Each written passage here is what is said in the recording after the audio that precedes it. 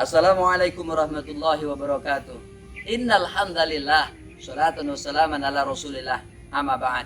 Bersyukur kepada Allah Subhanahu wa taala karena telah memberikan Ramadan kepada kita. Shalawat serta salam senantiasa tetap kita anugerahkan, kita sampaikan kepada Rasulullah Muhammad sallallahu alaihi wasallam. Sahabat ukhuwah fillah, keluarga kantor perwakilan Bank Indonesia Provinsi Sumatera Utara, kita berdoa bersama, mudah-mudahan kita selamat di dunia dan akhirat. Ramadan mengajarkan kita untuk empati.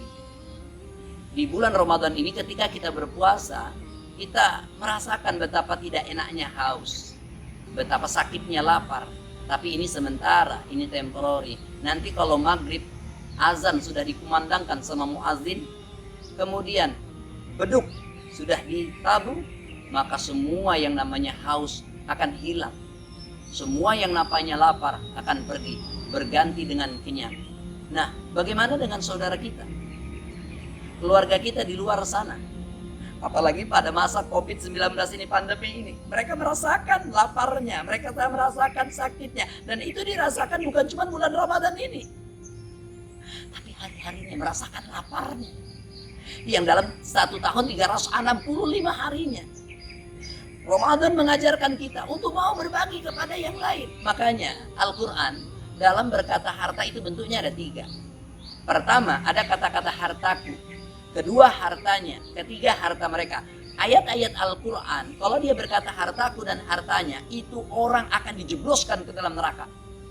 Tapi kalau Al-Quran berkata harta mereka, itu orang akan dimasukkan, dihantarkan untuk masuk ke dalam surga. Logikanya, saya punya uang 1 miliar, lalu saya ngomong ini uang-uangku, berarti hanya total mutlak punya aku.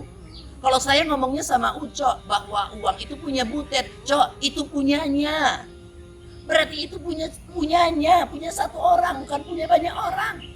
Tapi kalau aku berkata ini harta, ini 1 miliar, ini punya kita, harta kita, itu berarti menandakan bahwa 1 miliar itu bukan cuman punyaku, tapi milik orang lain. Berarti dalam 1 miliar harta kita ada 2,5% kan haknya orang lain.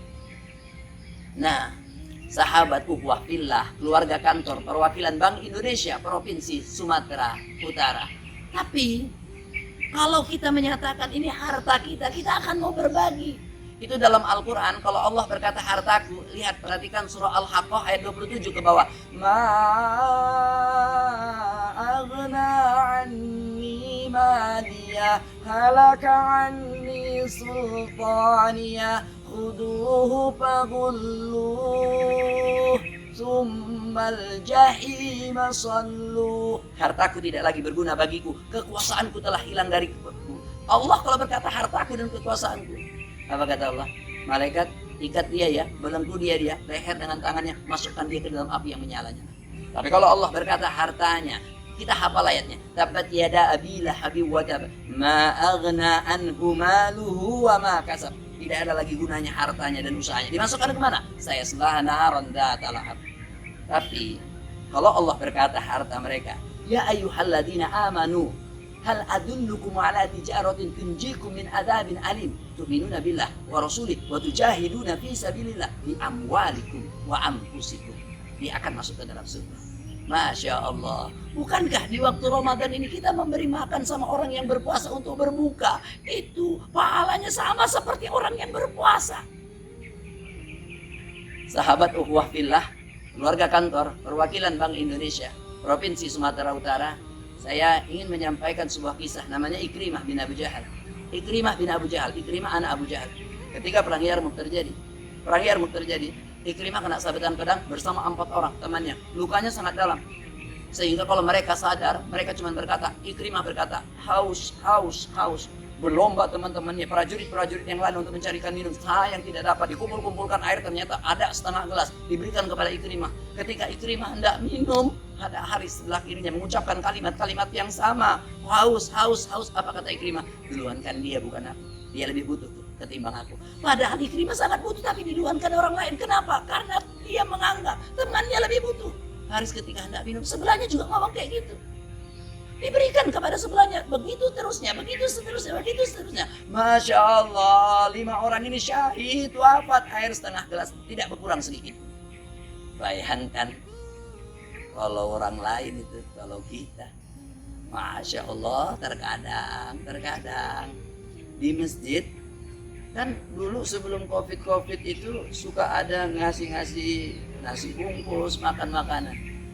Jumlah jemaah itu maksimal 300. Ada dermawan ngasih nasi bungkus 350. Harusnya kan surplus 50. Tapi apa yang terjadi? Masya Allah, malah kurang 50, kurang 70. Karena satu orang bisa ngambil 2, ngambil 3. Dan anehnya yang ngambil itu malah yang naik mobil mewah pula. Kita tanya, Pak, Bapak ngambil 2, yang lain belum dapat, Pak. Ini rezeki aku, makanya cepat kau udah ngambilnya. Masya Allah. Jadi nanti sekarang.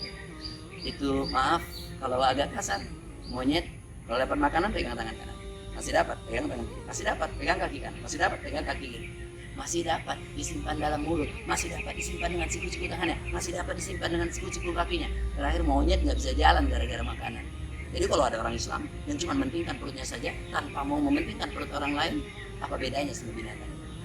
Ada surah Al-Balad berkata, falaqtahamal aqobah wa ma adraka mal aqobah faqu raqabah au it'amun fi yaumin dhi masghobah. Kalau pada saat kita senang kita mau berbagi, kalau pada masa kita hebat kita mau berbagi, itu biasa. Tapi di saat kita susah mau berbagi, Allah tawarkan derajat yang terbaik bagi kita yang memberikan seperti itu. Apalagi sekarang masa Covid ini, kita dagang susah.